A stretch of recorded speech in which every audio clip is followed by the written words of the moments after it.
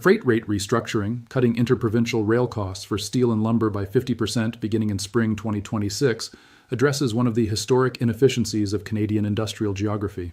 Canada is a vast country. Moving steel from Hamilton, Ontario to a construction project in British Columbia has historically been expensive enough that it was sometimes cheaper to import foreign steel. Cutting those freight costs by half changes the competitive math fundamentally.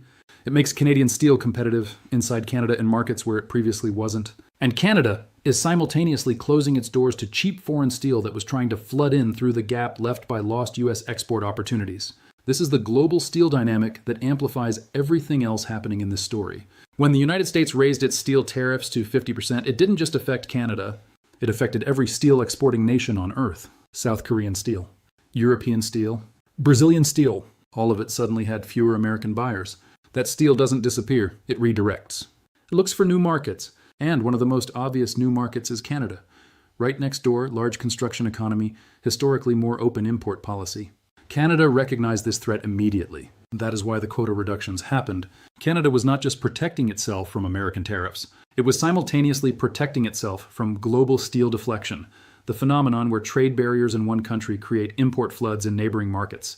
By December 2025, Canada had reduced non-FTA steel import quotas to just 20% of 2024 levels and imposed a global 25% tariff on steel derivative products. Canada essentially became a fortress for its own domestic steel producers, pressured into it by American tariff policy but executing it with a level of strategic coherence that no one in Washington apparently anticipated.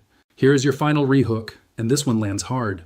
The country that was supposed to be brought to its knees by a 50% tariff is now building trade routes to Europe, Asia, and South America. Canadian diplomatic and trade missions have accelerated.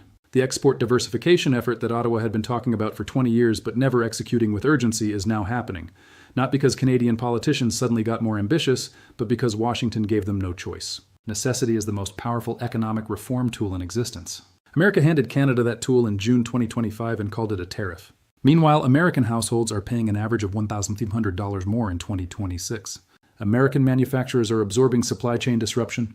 American companies like John Deere are booking billion-dollar tariff hits. And the American steel industry, the industry the 50% tariff was designed to protect, is dealing with higher input costs for the coal, energy, and equipment it needs to operate because tariffs affect buyers and sellers simultaneously across an integrated economy.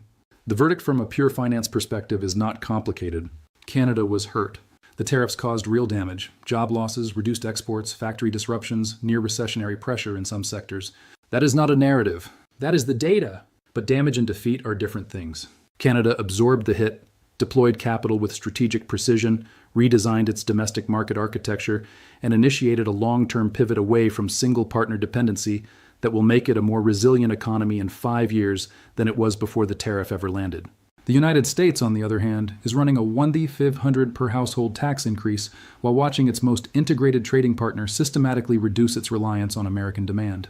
That is not winning a trade war.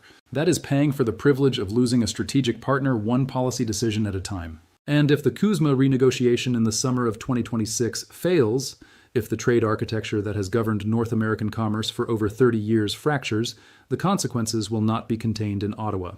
They will be felt in Detroit, in Pittsburgh, in every American factory floor that still believes the supply chain it depends on tomorrow will look the same as it did yesterday. That is the real story of the 50% steel tariff. Not what it did to Canada, but what it revealed about the cost of economic coercion when the country you are coercing is too integrated with your own economy to punish without punishing yourself.